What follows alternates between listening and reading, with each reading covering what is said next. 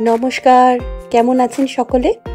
আপনাদের সকলকে স্বাগত আমার আরেকটা নতুন ভিডিওতে।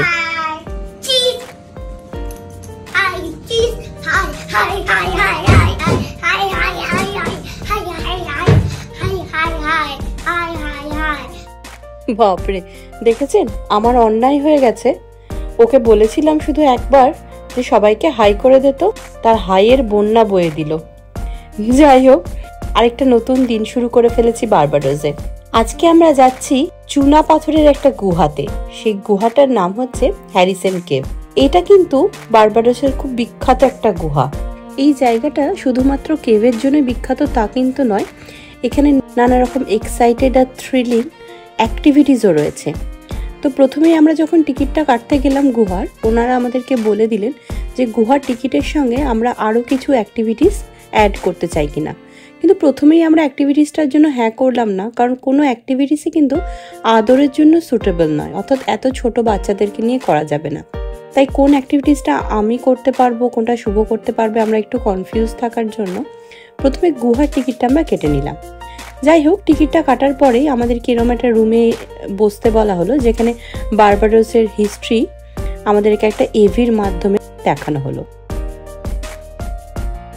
এই গুহাটা যেতে যেতে আপনাদেরকে গুহাটা সম্পর্কে কিছু গল্প বলি। এই গুহাটি সমুদ্র পৃষ্ঠ থেকে অনেকটা নিচে। এই দেখুন, এখানে বাঞ্জি জাম্পিং এর কত লম্বা লাইন পড়েছে। অর্থাৎ আমাদের যে ভূপৃষ্ঠ তার লেভেলের থেকে গুহাটা অনেক গভীরে। দেখুন, আমরা ভূপৃষ্ঠের লেভেল যেখানে ছিলাম সেখান থেকে লিফটে করে অনেকটা নিচে যাচ্ছি। আমরা এখন ভূপৃষ্ঠ তলের অনেকটা নিচে চলে এসেছি। এই দেখুন, এখানে এই অ্যাক্টিভিটিসগুলো কি সুন্দরভাবে সাজানো না? যদিও এখনো কোনোটাই শুরু হয়নি। চলুন এগুলো দেখতে দেখতে যেখানে গুহার এন্ট্রি আমরা সেখানে চলে এসেছি। প্রথমে এনারা আমাদের টিকিট চেক করে নিয়ে একটা করে হেয়ার ক্যাপ দিয়ে দিলেন, বাচ্চাদেরকে পরিয়ে দিলেন আর আমাদেরকে হাতে দিয়ে দিলেন। এই হেয়ার ক্যাপটা দেওয়ার কারণ হচ্ছে এই গুহাটি জীবন্ত। জীবন্ত গুহা মানে হচ্ছে এই গুহাটি যে পাথরগুলো দিয়ে তৈরি, সেই পাথরগুলোর অনবরত পরিবর্তন ঘটছে। আর সেই পরিবর্তনের ফলে গুহার ছাদ থেকে, অর্থাৎ ভূপৃষ্ঠ থেকে বা সমুদ্র থেকে জল যে কোনো পদ্ধতিতেই সেই গুহার মধ্যে প্রবেশ করছে। আর সেই জলেই যাতে আমাদের মাথা ভিজে না যায়, তার জন্যই এই সুরক্ষা।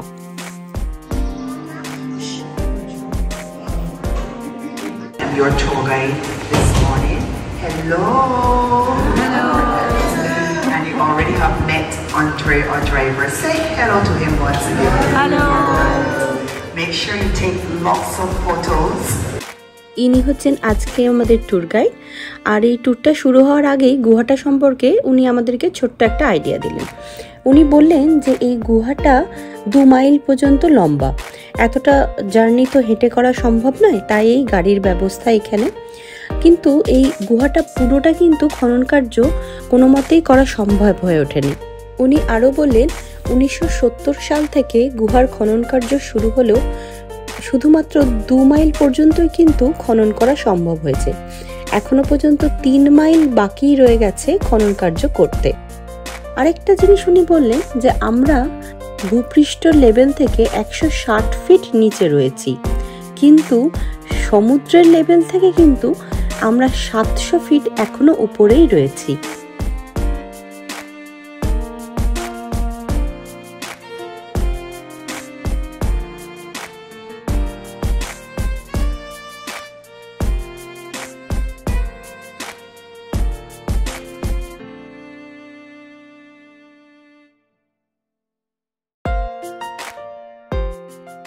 ভিডিও শুরুতেই আপনাদেরকে আমি দুটো ইনফরমেশন দিয়েছিলাম। 1 নম্বর হচ্ছে এই গুহাটা চুনা পাথর দিয়ে তৈরি, আর একটা বলেছিলাম যে এই গুহাটা কিন্তু জীবন্ত গুহা। তো এই দুটো কথা কেন বলেছিলাম, চলুন সেটাই আমি আপনাদেরকে এখন বর্ণনা করে শোনাই। প্রথমত হচ্ছে এই গুহাটা চুনা পাথর দিয়ে তৈরি, আর এখানে বিভিন্ন প্রকারের চুনা পাথরের আকার দেখা যায়। বেসিক্যালি গুহার ছাদ থেকে দ্রবীভূত মিশ্রণ অতি ঘন গাঢ় জলের ফোঁটা মাটিতে পড়ার আগেই বাষ্পীভূত হয়ে ক্যালসিয়াম কার্বনেট সঞ্চয় করে আকাশে ঝুলতে থাকে। এই টাইপের ঝুলন্ত আকারগুলোকে স্ট্যালেকটাইট বলা হয়। আর বাষ্পীভূত হওয়ার আগেই যেগুলো নিচে পড়ে যায় আর সেগুলো নিচে পড়ে মাটিতে বাষ্পীভূত হয় এবং মাটি থেকে এগুলো নিচ থেকে উপরের দিকে বড় হতে থাকে, সেগুলো কি স্ট্যালেগমাইট বলা হয়। এই জায়গাটা হচ্ছে গুহার এক অংশের সমাপ্তির জায়গা। এখানে আমাদেরকে কিছুক্ষণ নেমে জায়গাটা উপভোগ করতে বলা হলো। চলুন আপনাদেরকে সঙ্গে করে নিয়ে এগিয়ে যাই আর কোনগুলো স্ট্যালেকটাইট আর কোনগুলো স্ট্যালেগমাইট সেগুলো আপনাদেরকে দেখাই। এগুলো দেখুন, যেগুলো নিচ থেকে উঠছে লম্বা লম্বা স্তম্ভের আকারে, সেগুলো কিন্তু স্ট্যালেগমাইট। আর দেখুন গুহার ছাদের উপর থেকে যেগুলো লম্বা লম্বা আকৃতিতে ঝুলছে সেগুলো স্ট্যালেকটাইট।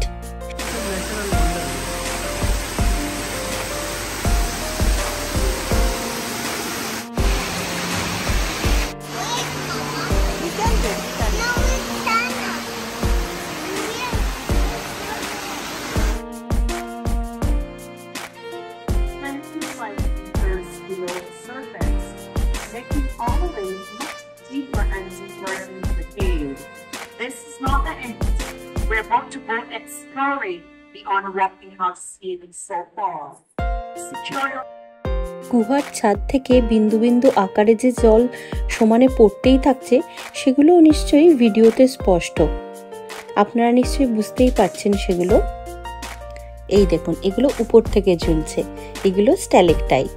আর এইগুলো হচ্ছে ভীষণভাবে নতুন, অর্থাৎ জাস্ট সবে এগুলো তৈরি হচ্ছে, তাই এগুলো কিন্তু খুবই দুর্বল এবং খুবই পাতলা, ওই একদম কাঁচের মতো আপনারা বলতে পারেন।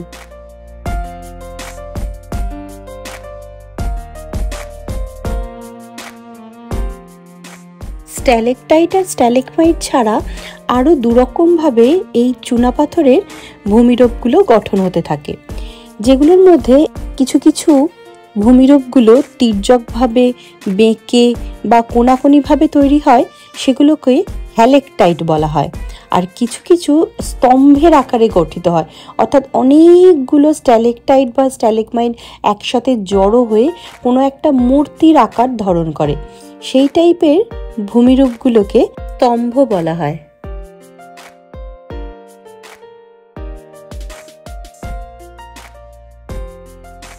এই দেখুন যে জায়গাটা দিয়ে আমরা ঢুকছি, এখানে জল আর চুনের সংমিশ্রণে চুনা পাথরের সৃষ্টি হয়েছে।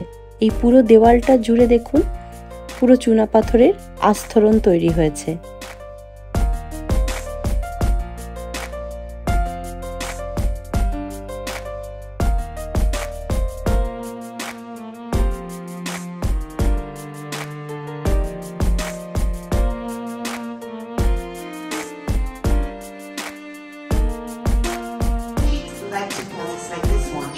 Like deposits of calcium or other carbonate minerals.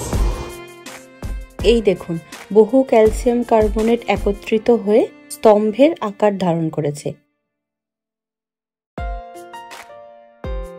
এতক্ষণ আমার সাথে ঘুরতে ঘুরতে আপনারা নিশ্চয়ই এই ভিডিওটাতে একটা জিনিস লক্ষ্য করেছেন যে বহু জায়গায় এরকম জল জমে রয়েছে বা অনেক জায়গায় ছোট ছোট ঝর্ণার সৃষ্টি হয়েছে। তাহলে আপনাদেরকে এখানে বলে রাখি, এই যে জলের যে সোর্স সেটা কিন্তু সমুদ্র, অর্থাৎ সমুদ্র থেকে এই জলগুলো এই গুহার মধ্যে প্রবেশ হতে থাকে। এই দেখুন এখানে আপনারা বহু রকম স্তম্ভের ছবি দেখতে পাবেন।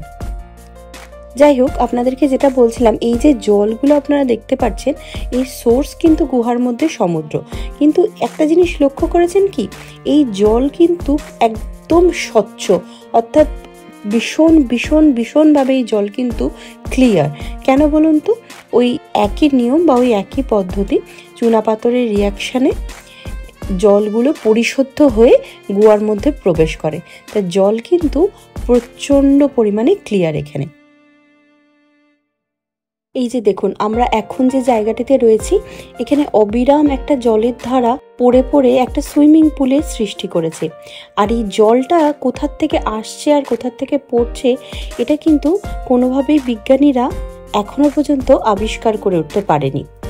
এই গুহার সম্পর্কে অনেক রকম ছোট বড় গল্প কিন্তু আপনারা গুগলে সার্চ করলে পেয়ে যাবেন। আমি কিন্তু এই গুহা থেকে ঘুরে এসে এই গুহাটার আশ্চর্য আশ্চর্য গল্পগুলো গুগল থেকে পড়েছিলাম।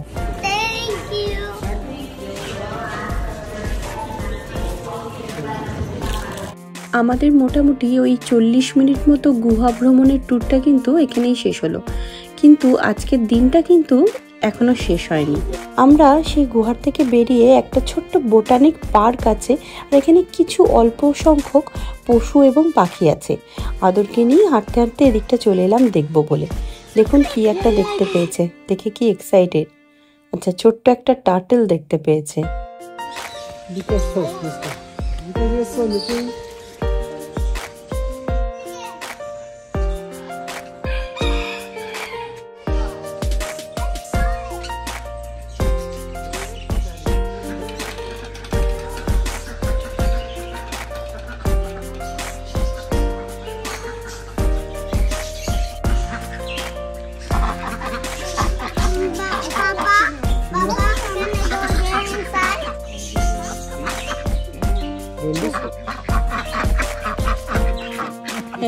Can you look at me?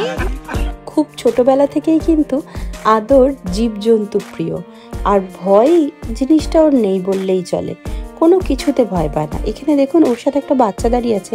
এই বাচ্চাটা খুব ভয় পাচ্ছিল। ওকে যতবারই খাওয়ানোর কথা বলা হচ্ছিল, পায়রাকে বা হাঁসকে, মুরগিকে, ও কিছুতেই ওর হাতের মুঠো ক্ষুধাতে পারলো না ওর মা। আর আদরকে আমি দেখার আগেই সে চলে গেছে এই কেয়ারটেকারের কাছে, যে কিভাবে তাদেরকে ট্রিক করা যায় আর কিভাবে তাদেরকে খাওয়ানো যায়, আমাকে শিখিয়ে দাও, আমি খাবো।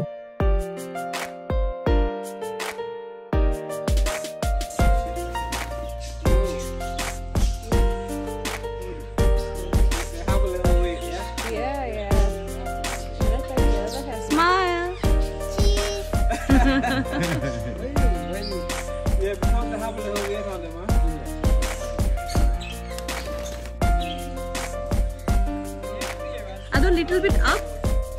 I'm gonna do it again. No, not again. They are full. Sit, sit.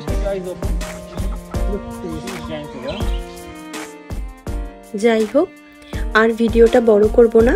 এখান থেকে বেরিয়ে আমরা কোনো ভালো রেস্টুরেন্টে বসে লাঞ্চ করে নেব, আর তারপরে একটু সমুদ্রের কাছে গিয়ে বসবো। আপনাদের সাথে তাহলে আজকে দিনটা এটুকুই শেয়ার করি। খুব তাড়াতাড়ি হাজির হয়ে যাব আরেকটা নতুন ভিডিও নিয়ে। আর আমার ভিডিওগুলো যদি আপনাদের ভালো লেগে থাকে তাহলে বন্ধুদের সাথে একটু শেয়ার করে দেবেন, আর আমার চ্যানেলে নতুন হলে চ্যানেলটা একটু সাবস্ক্রাইব করে দেবেন। আজকের মতো আসি তাহলে। প্রত্যেকে ভালো থাকুন, সুস্থ থাকুন, আর আনন্দে থাকুন, আর অবশ্যই আমার সঙ্গে থাকুন।